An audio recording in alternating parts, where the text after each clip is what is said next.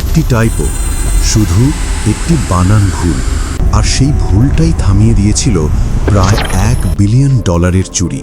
কিন্তু প্রশ্ন হলো, এই চুরিটি আসলে কিভাবে সম্ভব হয়েছিল?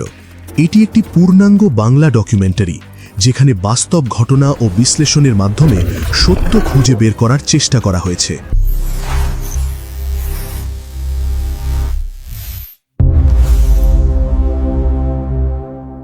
রাত, ঢাকার একটি সুরক্ষিত ভবন, বাংলাদেশ ব্যাংক। বাইরে সবকিছু স্বাভাবিক, কিন্তু ভেতরে কেউ একজন সিস্টেমে ঢুকে পড়েছে। না, কোনো দরজা ভাঙা হয়নি, কোনো গুলি চালানো হয়নি, সবকিছু হচ্ছিল নিঃশব্দে কম্পিউটারের ভেতরে।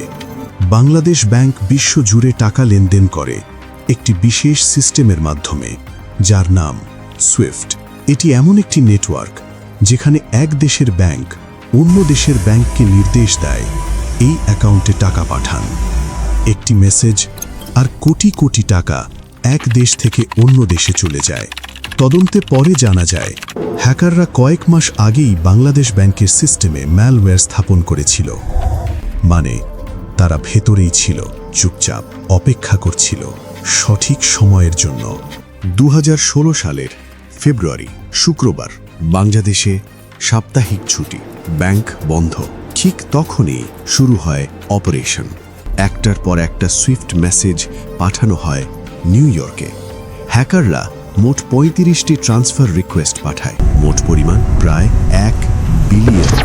ভাবুন, এক রাতেই একটি দেশের রিজার্ভ খালি করার চেষ্টা। পরদিন সকাল, আরিফ, একজন ব্যাংক কর্মকর্তা, কম্পিউটারে লগ ইন করেন। তিনি কিছু অস্বাভাবিক বিষয় লক্ষ্য করেন, কিছু ট্রান্সফার যেগুলো তিনি কখনো অনুমোদন দেননি। প্রথমে তিনি ভাবলেন এটি হয়তো সিস্টেমের ত্রুটি, কিন্তু না, এটি ছিল অনেক বড় কিছু। আরিফ বিষয়টি রিপোর্ট করেন, কিন্তু তখন অনেক দেরি হয়ে গেছে। কিছু ট্রান্সফার ইতোমধ্যে সম্পন্ন হয়ে গেছে, টাকা ব্যাংক থেকে বের হয়ে গেছে। এখন কি থামানো সম্ভব? মোট $1 বিলিয়ন মধ্যে $81 মিলিয়ন সফলভাবে ট্রান্সফার হয়ে যায়, বাকিটা থেমে যায়। কিন্তু কেন? একটি ট্রান্সফারে লেখা ছিল ফাউন্ডেশন, কিন্তু ভুল করে লেখা হয় ফান্ডেশন। এই ছোট্ট ভুলটাই সন্দেহ তৈরি করে, আর সেই সন্দেহই ট্রান্সফারটি আটকে দেয়। একটি বানান ভুল, আর বেঁচে যায় কোটি কোটি টাকা।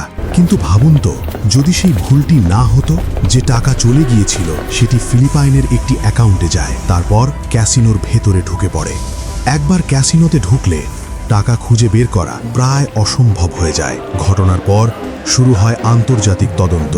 FBI এবং অন্যান্য সংস্থা সবাই খুঁজতে থাকে কারা এর পেছনে জড়িত, কিন্তু উত্তর এখনো পুরোপুরি জানা যায়নি। অনেক বিশেষজ্ঞের মতে এই হ্যাক বাইরের কেউ একা করতে পারেনি, কারণ এই ধরনের অ্যাক্সেস সহজে পাওয়া যায় না। তাহলে ভেতরের কেউ জড়িত ছিল? এই ঘটনার পর বিশ্বজুড়ে ব্যাংকিং সিস্টেমে আতঙ্ক ছড়িয়ে পড়ে। সুইফটের নিরাপত্তা নিয়ে প্রশ্ন ওঠে। অনেক দেশ তাদের সিস্টেম আপডেট করে, কিছু টাকা উদ্ধার করা সম্ভব হয়েছে, কিন্তু পুরোটা নয়। আজও এই ঘটনাটি পুরোপুরি সমাধান হয়নি। একটি টাইপো, একটি ছোট ভুল যা কোটি কোটি টাকা বাঁচিয়েছে। কিন্তু যদি সেই ভুলটি না হতো, আজ আপনি কি নিশ্চিত আপনার টাকা নিরাপদ? আপনার মতামত কি কমেন্টে জানাতে ভুলবেন না। এমন আরও সত্য ঘটনা ও ক্রাইম ডকুমেন্টারি পেতে সাবস্ক্রাইব করুন ক্রাইম নিউজ অনলাইন।